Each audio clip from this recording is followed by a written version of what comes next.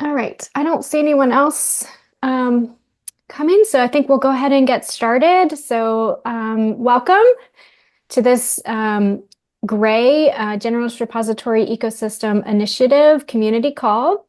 Today we're going to be focused on a recent resource developed by the GREI repositories, which is the Generalist Repository Selection Flowchart. And we really wanted to take this opportunity to share it with you, but also to gather your feedback on the resource to help us continue to develop and improve resources to support good data sharing and fair practices. So I'm just going to do quick introductions. I am Nikki Pfeiffer. I'm the Chief Product Officer at the Center for Open Science, where we develop and maintain the Open Science Framework, also known as the OSF, which is a member of the GREI Initiative and a generalist repository. And joining me today is Pearl Go. So Pearl, I'll let you introduce yourself. Thank you, Nikki. Hi, everyone. My name is Pearl Go. I'm with Northwestern University. I'm a data librarian there. Thank you for joining us. Back to you, Nikki. Awesome. Thank you. So just a quick note that we are recording this discussion, but it is only for internal purposes to ensure that we've captured all of the feedback thoroughly. And at times that may mean we need to go back and review the recording to ensure that we've sort of sufficiently understood what was discussed and capture that feedback so that it can help inform further developments by GREI. So just to note that that is happening and it's not going to be shared widely. So hopefully you feel free to speak openly and provide your feedback. All right, so I just want to run through at a high level our agenda for the time that we have with you. And so the agenda is just to spend a few minutes introducing the GREI program and repositories and explain our goals. And then we will give an overview of the repository selection flowchart resource that's been developed. And then really want to spend the majority of the time gathering your feedback on the flowchart and having discussion about how this resource is supporting your, the community needs and data sharing practices.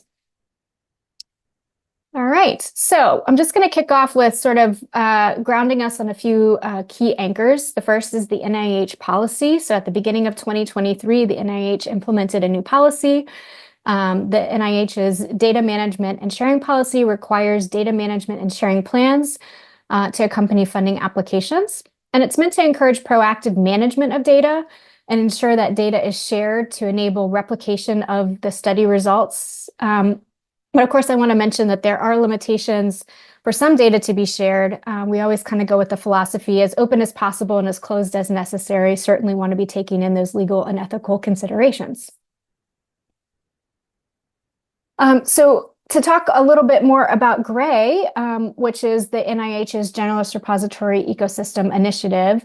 And the mission of GREI is to establish common capabilities, metrics, and social infrastructure to raise awareness and facilitate adoption of fair for better data sharing and reuse practices. The goals of GREI are to make it easier for researchers to share data, to make it easier to discover NIH-funded data across the generalist repositories where data is being stored, and to support reproducibility of NIH-funded research by linking the data and publications and all the related resources, avoid duplication of data across these repositories, and to increase the reuse of this data. So I want to talk a little bit about, you can go to the next slide, talk a little bit about the more specific objectives that are listed here that support the goals that I just mentioned. And today, the one that we're focused in on is conducting outreach about GREI activities. So again, by providing the resource that we're going to spend our time on today, this will provide more awareness to you about these types of resources that GREI is developing to enable data sharing, but also gather feedback from the community to continue to support data sharing practices, data and reuse practices, and to just work together collaboratively on how best to do that. And then I just want to call out that you can see here on the slide the list of generalist repositories that are participating in GREI: Dataverse, Dryad, Figshare, Mendeley Data, OSF, Vivli, and Zenodo.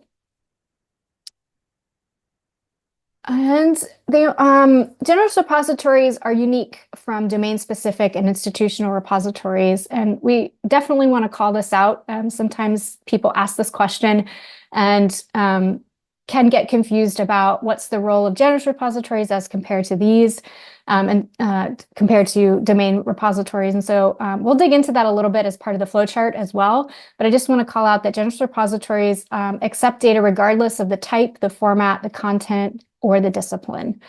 So they are meant to be generalist and also broad in supporting all types of resources from across the scholarly kind of record. Okay, so for this next part of the agenda, we're going to dig in quite a bit more on the generalist repository selection flowchart. There is a couple of links and QR codes on the screen. So if you have not had a chance to take a look at this resource, now would be a great time. I'm going to walk through it together with you. So if this screen is small or not kind of focused where you want it, then I think it would be helpful to make sure that you've also got this pulled up. So I am also going to drop that in the chat. Somebody else asked. So yeah, there you go. So that should be taking you to the flowchart resource. Okay, so I'm gonna give that just a minute. So first, I just want to say that this resource was created to make it easier to determine the appropriate repository to share data. And it prioritizes 4 key considerations, which we'll get into quite a bit more as we dig in. But those 4 considerations are human subjects or sensitive data aspects, support or curation needs, the size of the data, and the license needs for the data. So as we start to dig in, I want to, you can go to the next slide now, I think. Yeah, so we're going to go through a series of slides that'll be on the screen, but this is really just sort of blow up sections of that flowchart. So like I said, if you have it pulled up, that might be the best way to also look at this. So where the flowchart starts is looking at if there is already a designated or disciplinary repository for the data, and that we always recommend that you use those when they are available. There are a couple of links here that are good resources for how you might answer that question if you're unsure if there is an existing repository for that type of data based on a discipline specific or domain specific repository. So again, if the answer is yes, then that's where you should go next. And if you are in doubt, certainly do some research or to reach out to them directly. But if the answer is no, then the next question is to consider if there is an institution, if your institution has a repository available for sharing different types or different aspects of the data. And to inquire with your library if that if you are also unsure of that. So if the answer to that is no, then the next consideration is to determine if your data contains sensitive aspects. And if the answer to that is yes, or if you're unsure, then that's certainly something that you can go to your institutional review board, IRB, or your library can help you assess that. But if you are confident in your answer and there are some considerations there, we would recommend anonymization of those sensitive areas. And then there are some repositories that are provided here, and you can see there's a sort of a legend for what these abbreviations are for different repositories. So for example, HD stands for Harvard Dataverse. And so you can see that you should anonymize the data before it goes into any of these repositories, but then you can see which repositories from the generalist repositories are available to take that data. Okay, so again, always review that if there are sensitive aspects and follow appropriate guidelines for that. And then the next question after that would be if that data requires any type of managed access. And if the answer to that is yes, there are some different caveats there and different ways that that managed access is actually implemented. And that is something that we're providing in the legend that, if it's a user managed access or repository managed access, or there's some aspects of, a peer review only type of access that you can see which repositories provide those capabilities. And then, of course, there's links to more information on those repositories. So if you really need to dig in on the details to compare across multiple choices here, then you should have that information in that grid. But assuming the answer to those questions are no, then you're still not sure what repository to go to. So we'll keep following the flowchart. And the next thing to consider is if there is assistance or help needed in complying with implementation of the FAIR principles. And there are different ways that you may need that type of support. So it could just be from general sort of user support where I need to ask a question about how to do something related to metadata or some aspect of sharing the data, or that you need some support on curation of your deposit. And if those are the case, then there's different repositories that offer this. And there's also part of this that potentially does have a fee associated. And that is always something to be aware of and to check, because in a lot of cases, that fee is waived if your institution is a member or has some sort of reciprocal relationship with that repository. And so you can also see in the flowchart where that may be the case and where you can check to find out. But if you don't need support on FAIR, then you can continue. And now the next question to consider is the size of your data and what your storage needs are going to be. And so each repository has provided information here about what their storage limits are. So there may be a cap there that's going to infringe upon your ability to deposit the data in a specific repository. And there's additional optional services to researchers related to that, where you may need increased storage, and that may come either as a result of your institution being a member of that repository, or it may have an additional fee. So there's some information there that you can follow those links above to find out more. And there may be additional curation or supplemental metadata types of services that could be available to you if you do need those. But assuming that you can easily find free storage in one of the repositories based on the size of your data, then following the chart to the last step, it is to consider what the license options are for your data, and to look at the grid here to decide which repository will have the appropriate license for the data that you're looking for. And so you can compare them here and see what licenses will be options when you go to deposit the data. And so obviously, in case there are questions about that, I would refer back to some of the previous, what was on the previous slide, where there may be user support, either help guides that talk a lot about licenses. I know that OSF provides quite a bit about different license options and what might be appropriate. But you could also write into a lot of the different repository support desks and get some help with that if that is a question that you have.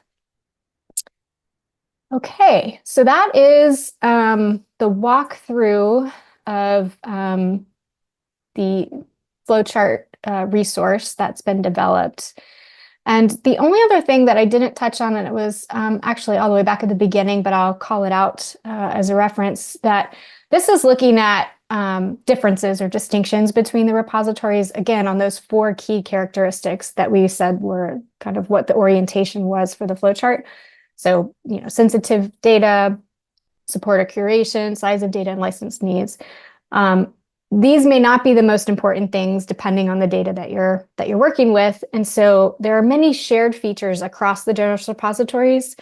And so just to call out that there is another resource that has been developed by GREI, which is a comparison chart, which is extremely detailed, and it has many different capabilities and features that are sort of listed, and more detailed information is provided if you're looking for more than just what we're providing in the flowchart.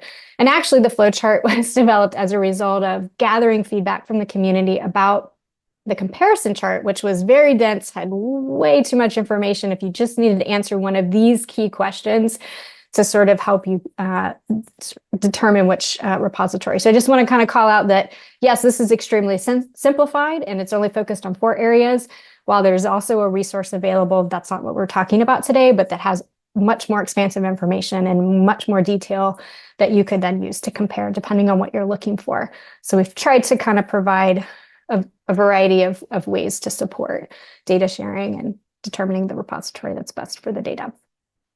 So with that, I will stop talking here for a minute. And the next part of this community call was to move over to open up some discussion with prompts to gather your feedback on the flowchart. So of course, we have some specific questions we'd like to ask you about, but also want to let you know that we're open to having you type some questions into the chat if you have them, or raise hand to try to call out if there's anything specific that we can answer about the resource. So I guess with that, I've got, I'm going to turn it over to Pearl, but I do see one hand up. So maybe while we're transitioning, the person with the hand up can go ahead. Thanks. Hi, everyone. Thanks for the presentation. Nietzsche, am I saying it right? It's Nikki. That sounds good, though. Oh, Thank you. Nikki. Okay.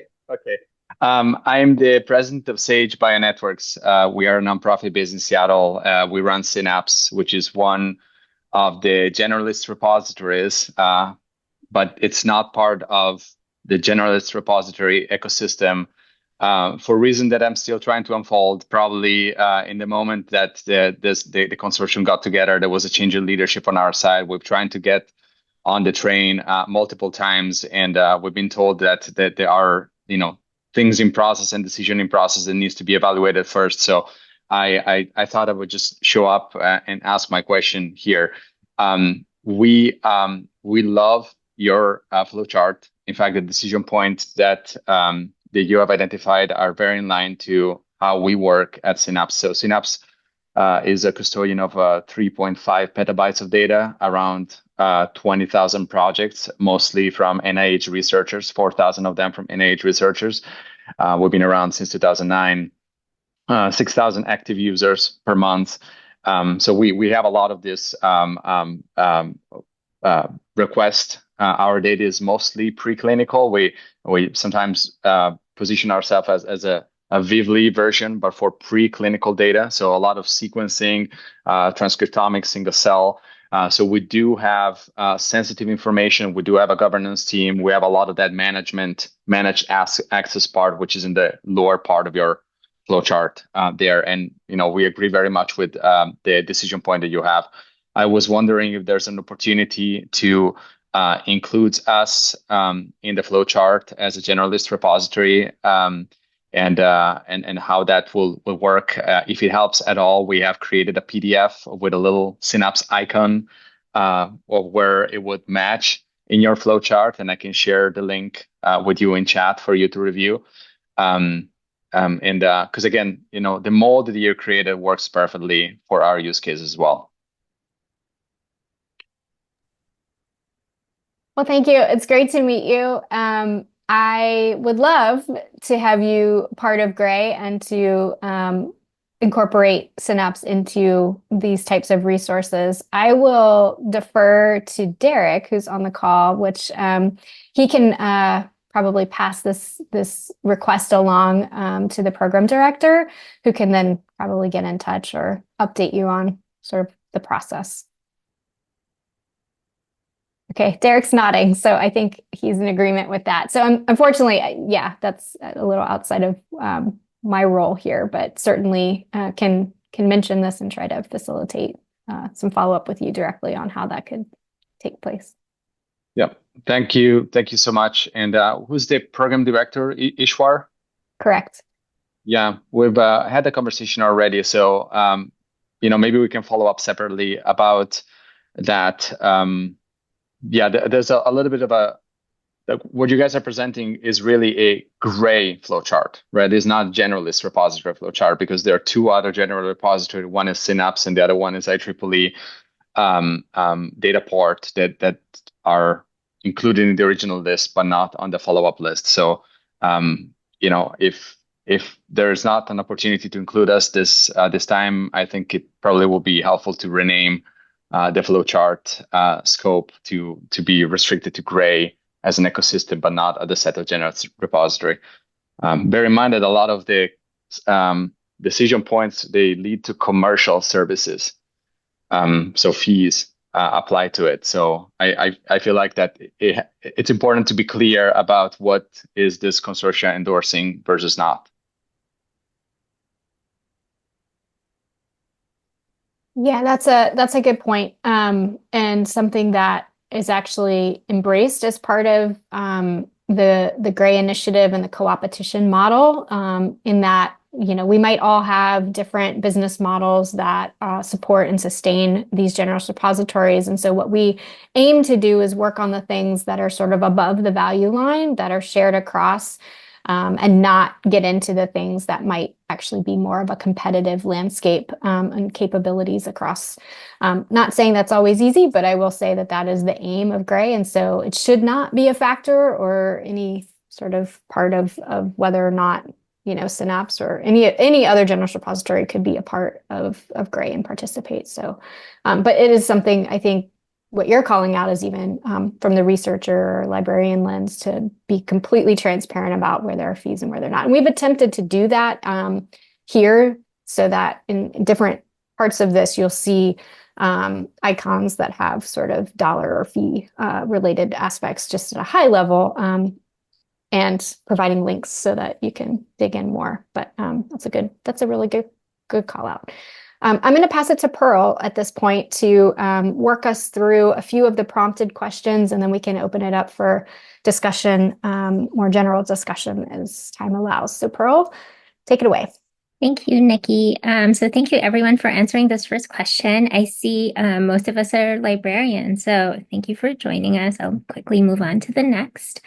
So yes, at this point, we'd like to know, have you used a repository to publish and share your data or research in the past? I'll give it a moment, see what we get. Oh, wonderful. Looks like most of us have. I want to make sure, sorry to interject, make sure everybody knows how to provide a response. So there's a URL at the top and a code to Menti or Mentimeter, which is just it's a really cool tool that allows us to kind of interact this way without having things flying in the chat and different things like that. So make sure everybody is able to join that way. And if you have a question or trouble with that, we can quickly just help you so that you can provide your response. Thank you, Nikki. Sorry. No, thank you. No, this is great. So it looks like all of us have shared our researcher data before. So now we'd like to know roughly how many times have you done that in the past? Do we have some options here? Maybe once or 2 to 5 times. Wow, 11 or more times. That's great. Thank you. Okay, I'll give it one more moment. Thank you. Okay, thanks everyone. So whether or not you have used this repository selection flowchart, tell us what your thoughts are. You can just start typing and then the responses should just show up here on Menti. I'll give you a moment.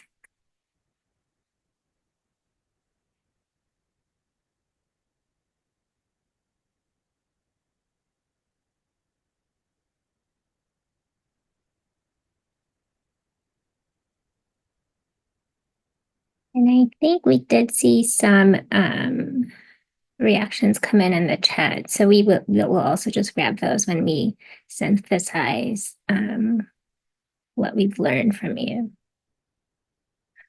That's a good point. A bit hard to review without needing to zoom in and out. Thank you.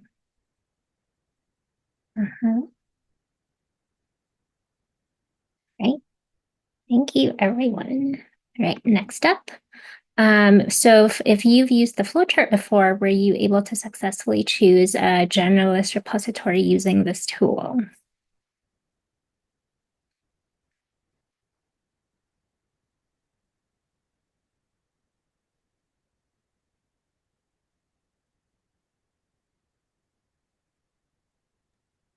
Maybe this indicates it hasn't been used yet. Yeah. Oh, wonderful. Thank you to this one person who said yes. And if no, that's okay. Do you think there are any missing steps from this flowchart? Is there anything more that we can add to make it more useful? Please let us know.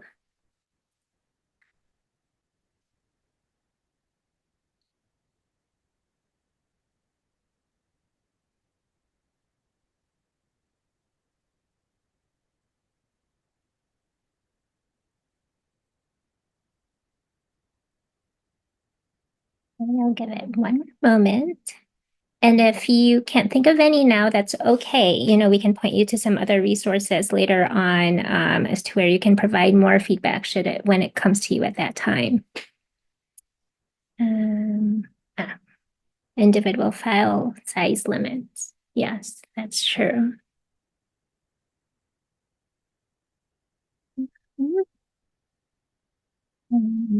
Okay, I will move on to our next question.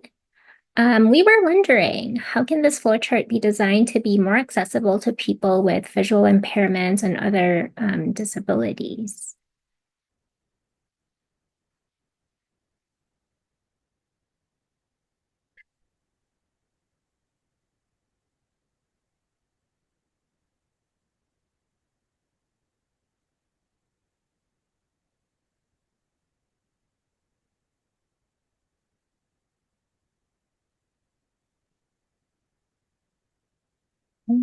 Okay, so maybe no reaction. Oh, here, text-based form with branching logic. Thank you. Test with screen readers. Thank you. Okay, thank you. Moving on.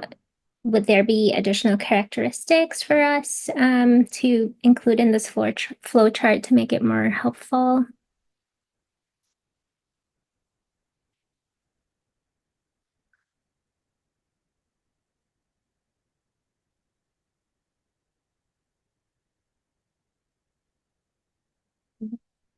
Just a little bit longer. Um,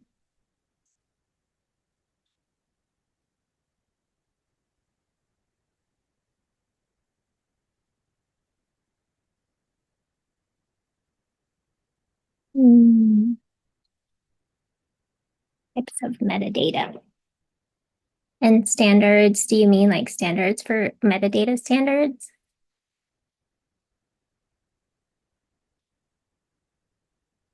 Mhm. Thank you. And I think we are almost, include all channels. Yes. Thank you.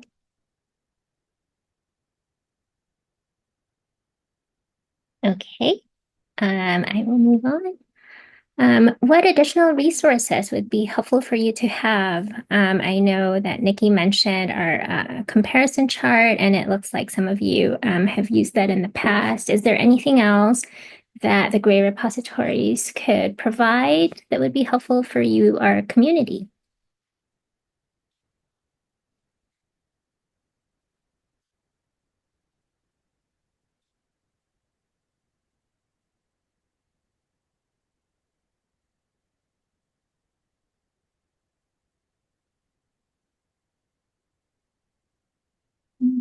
interactive, easier to navigate version of the flowchart. Okay. Or the comparison chart or the flowchart?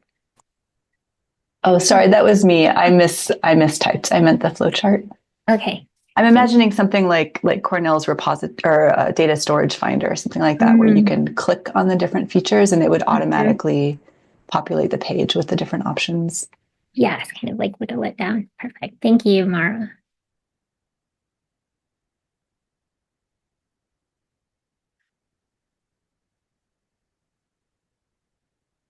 You can select options and options are spit out. Nice. So more interactive, I think is the consensus.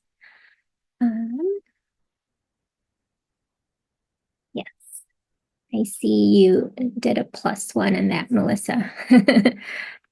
Okay, thank you, everyone. And I think we are down to our last question. Is there anything you wish we talked about more? And I'll just open it up then for additional questions at this point. And I will.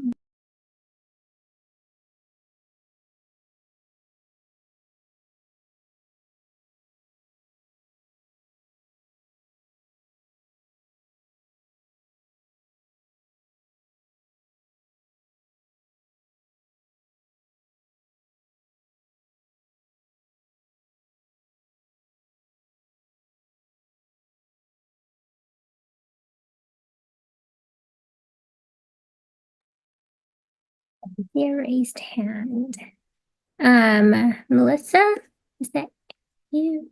Can you hear me? Sorry. Yes, go ahead. So it's not something that I wished you talked about more, but just a comment on the kind of branch that talks about human subjects. When it asks for managed access supported, I don't know, to me, the peer review only seems out of place. So I just wanted to comment on that because I think people would want or use peer review only outside of the human subject. I think when we talk about managed access, that's not what people are thinking of in my mind. So that seems odd to me. Point taken. Thank you for your feedback. And Brian? Well, I'll second Melissa's point. I also found that a little bit confusing. I think like restricted access or something else is a term I think more people will be familiar with as researchers. I had a general question or I guess source of confusion. And under the step for do you need help applying with the FAIR principles? I don't totally know what the difference is between deposit moderation, custom curation, and deposit curation. And like full disclaimer, I used to work at Dryad. I'm at UT Austin now, and I still don't understand what the difference between those are. I mean, I certainly understand. I know, obviously, know what Dryad does and doesn't do, but I'm not sure in this flow chart what exactly those different categories are exactly. And I think that might be confusing for researchers who don't even usually know what data curation is to begin with. Sorry, here, let me just go back and so we can reference. Was it a slide prior to this one? This one. So like general user support, I think that's clear, but Oh, deposit moderation, then custom curation service and support and deposit curation, what the difference is between those, I think is not clear to me. And so I don't think it's going to be clear to a researcher. Right. Thank you for that. We will take it back to the team so that we could clarify the difference between these two. Thank you. And to be fair on that same line, I mean, Brian noted like general user support. I would assume that they all have that. I assume that's just like pointing to help. So to me, it's like, if they all have it, like what is the point of that? Thank you.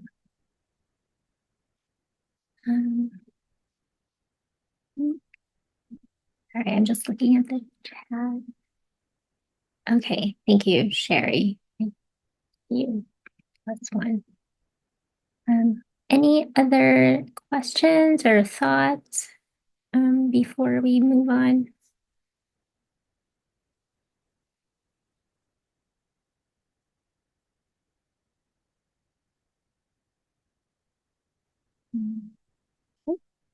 I will take that as a no. So I will give the microphone back to Nikki to kind of close this out. Nikki? Thanks, Pearl. And thanks everyone for participating, one in the Menti, just to give us some, directed responses, but also for the questions that you've raised in both the chat and by unmuting and mentioning those pieces of feedback. It's extremely valuable to us. So I just want to really, explicitly thank you for that and your participation today. This is just kind of a slide that tells you different ways that you could remain connected with us and stay in touch. So, there's several different places where you could ask questions, provide feedback on different priorities or resources we're developing, get updates about what we're actively working on, and learn about our future events. So there's the Google group, which is a mailing list that we do, have regular communications and updates on. There's also a blog where we share a lot of these resources we've developed and provide, upcoming sort of plans, as well as something new we recently rolled out, which is why it's highlighted here. We've launched a GitHub repository, which really is an excellent way to see what our priorities are. And we're actually wrapping up the current year, which is our third year of GREI, and we are actively working on developing our priorities for year 4. So it's a really good time to kind of get in there and see what were the priorities for year 3. You'll see this flowchart resource in there. You'll see several other things that are coming out very soon. And there's a discussion board as part of that GitHub repository, which provides ways, there's some different discussion threads that have been started that you could contribute to. So this, there is one specific to this flowchart resource. So I can drop the link to that in just a minute so that you could provide additional feedback there beyond what you shared here. Or if you want to send that to someone else and say, hey, you should look at this and put your feedback there as well. This will get routed basically to the same place that all of what you shared here is going back to our teams. And you can provide input on year 4 and other aspects of the GREI activities. So just want to plug for that and to ask you to check those out. If you aren't subscribed to some of those places, please do, because you obviously are interested and part of what GREI is working on. So we'd love to have more of a formal connection with you. And I have one other opportunity for feedback, and this is on the comparison chart, which was referenced quite a bit here and that a lot of you seem familiar with. So this is something that we prioritized in this third year to review again. And so that is kind of where we actively are, and we're seeking feedback. So we'd love for you to take a look at the different attributes and definitions that are in the comparison chart and provide some feedback to us about how we could improve those, clarify those for a new version of the comparison chart. This is also, like I said before, this flowchart kind of came out of some feedback we gathered last year about the comparison chart. And so it's also an opportunity to kind of tell us what other supplementary or complementary resources would help, because the comparison chart is so rich and dense. Something a little more lightweight is what we did. What I heard today was like actually something more interactive would be kind of the next kind of ideal direction for us to head. So all that to say, this is a great opportunity for you to kind of give us that information. So there is a couple of links here, which for this feedback that I'm going to drop in the chat. So that is one place that they're currently seeking feedback. And so if you have a few minutes after this to go in and explore that, we'd really appreciate it. All right. And so this was all we had planned, and I really want to thank you for your time today, your engagement and interest in the GREI activities and resources, and all of the feedback that you provided. It is extremely valuable to us. We'll be taking in this feedback, using it to inform any revisions to the flowchart, and some other things that were raised. We'll be sharing that back with the GREI teams, just to continue to collaborate and to make more useful resources and support materials for you all as part of our community. Again, if you have additional feedback to offer on the flowchart, I'm going to drop one more link in the chat. I can get my computer to cooperate, sorry, which is to the GitHub repository, where there is a discussion thread started on this particular resource, the flowchart resource. And so if there's anything additional you want to add, please do that or share this with others that might also have really valuable feedback to offer. So again, thank you so much for your time and have a good rest of your day.